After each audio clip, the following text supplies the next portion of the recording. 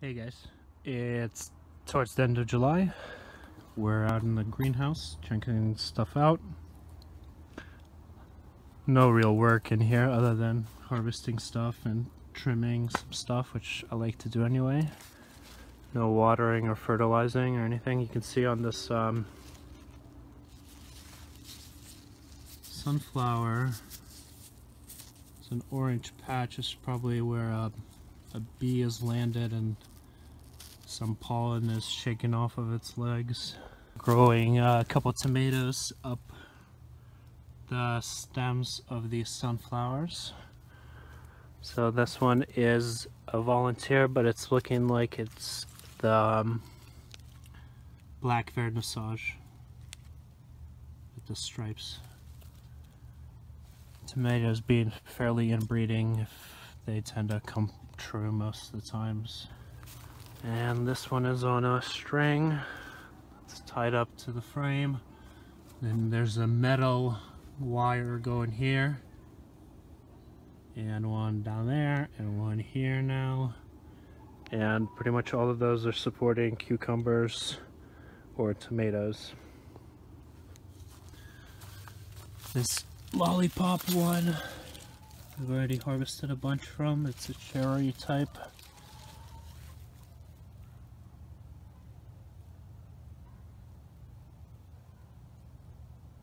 Nice looking calyx there, real healthy.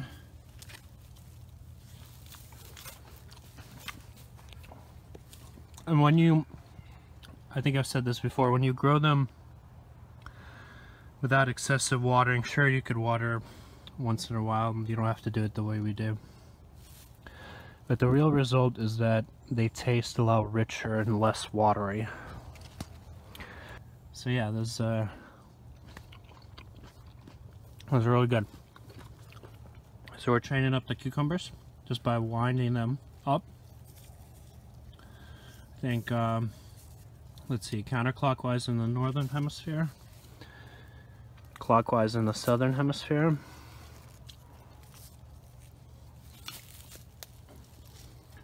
And since cucumbers and melons are in the same genus, Cucumis, you can train them in a similar fashion. So we are actually training our cucumbers opposite to the way we train our melons. So I discussed that in a previous video, where in the case of the melons, we're growing them on the ground and we want to get to higher order growth as quickly as we can. With cucumbers, we just want a long vine to train up. You can see some males coming out here. Or sorry, female flowers, a bunch of males coming out as well. And we actually, you can see one mature flower and a bunch more coming after that. And we're taking off the side shoots, so it's just one single cordon, one single growth. And there's actually a couple different types of cucumbers in the way they behave and their kind of growth pattern. And some of them will happen like this one back here.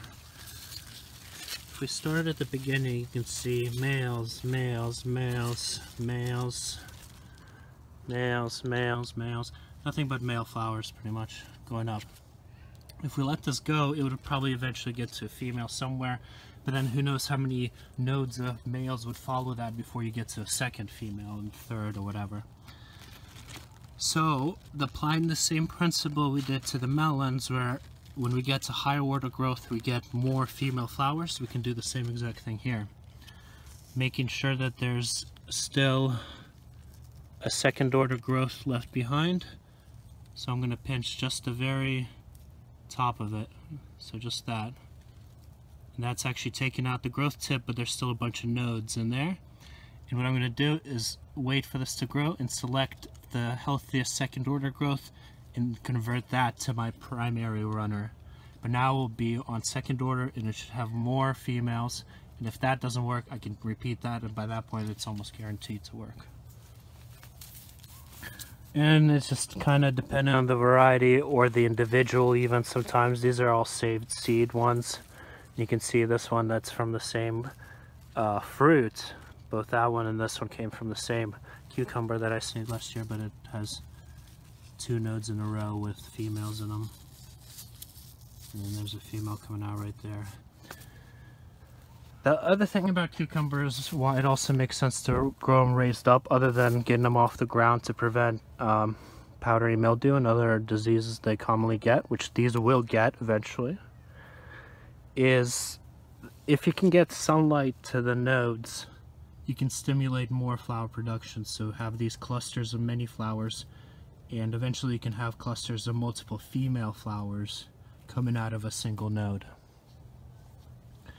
Another common technique is to leave the second order growth and then just top that after maybe just 1 node or 2 nodes and have those as kind of fruiting spurs to have a couple extra cucumbers on those just going up the sides. I have them packed pretty tight, so I'm probably not going to do that. Okay, so there's watermelons. Everything here seems to be doing actually a bit better since I've put down this leaf mold. I wish I've had some wood chips to put down, but we haven't had any deliveries lately. So yeah, these guys are struggling a bit, but you can see that eggplant is actually doing a lot better than it was previously.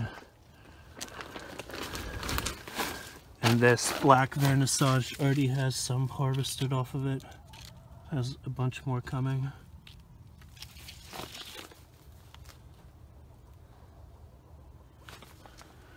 You can see we've split that into 2 shoots in about, I don't know, 4 feet up.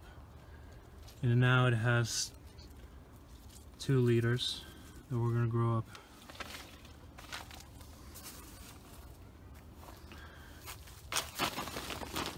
So in this one you can see these second order growths that are coming out. If you were to leave this, you would get a huge tangled mess in here.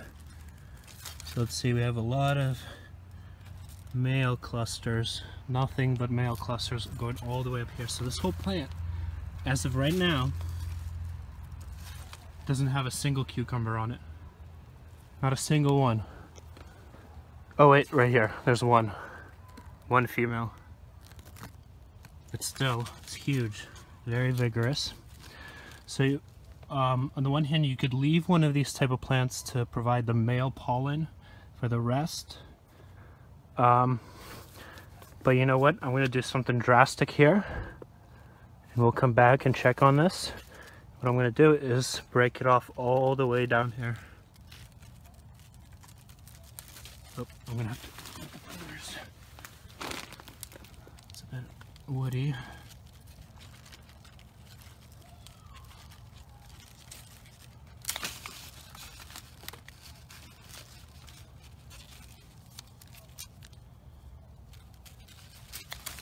Okay. So you see how much I've cut off there. Because I have a nice growth here, second order growth, that will be now my new leader. So I can start training that up. Like that. So quite a drastic move, but it's going to be for the best. So more eggplants, and here's another melon that I don't think I showed you last time. And again, there we have the primary growth. It's topped after about 4 shoots. And the number of shoots you allow in this type of grow depends on the ultimate size of the melon, so whether it's going to be a small one or a very large melon, and how many you want. So a very large melon variety, you might only have 2 or 3 on a plant. In a very small one, you might have up to 10. So again, first order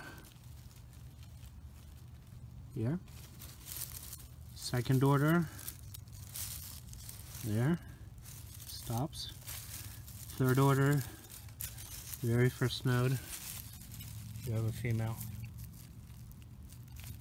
So that, without any question, works. Over here is a bunch of coriander or cilantro going to seed and dried out. And again, just like the dill, we're going to spread this just all over the place and not do anything with it. When it gets worked into the wood chips, it'll sprout. And here's the harvest of the black currant leaves. I got this large box full of them. And you can see some of them are getting a little faded with the UV in here. And yeah, so those just need to go inside now. There's a purple jalapeno. Okay, so the last thing I wanted to show you guys, while I put this spring back, is that you've probably seen that asparagus patch I showed you outside of the greenhouse before. And although we only put it in this past spring, 2 of these crowns are actually quite old. You can see this one over here has some nice shoots, and this one as well. And I didn't harvest, or I think I harvested maybe 1 spear in the spring from these, and then I let the rest of it grow. It's produced all of these fronds. And so, being in the end of July, what I want to try to do is actually cut these down, and then I think I'm going to give them some leaf mold, maybe even some water. I'm not sure. Maybe I'll give them some fish emulsion, because we're still another month or so until the rains come back. And you can see it's pretty dry out here. Well, actually down there there's some moisture. Anyway, and what I want to do is try to stimulate a fall harvest. So since they've been putting in all of this energy the entire year and didn't really get much harvest in the spring, I'm hoping they'll have enough energy to reshoot, and there'll be enough time for them to do it again. So we'll see if that works, just kind of as an experiment. Alright, so there's all this taken off. You can see the asparagus beetle in here. Well, I can imagine it'll focus. Oh, there it is. So that's what those guys look like, and they just eat the foliage. Not a huge deal, but they're very easy to pick off. Just like any beetle, when they get spooked, they jump backwards. So if you just hold your hand underneath them while you approach with the other hand, you can always get them. Alright, so there's those cut off.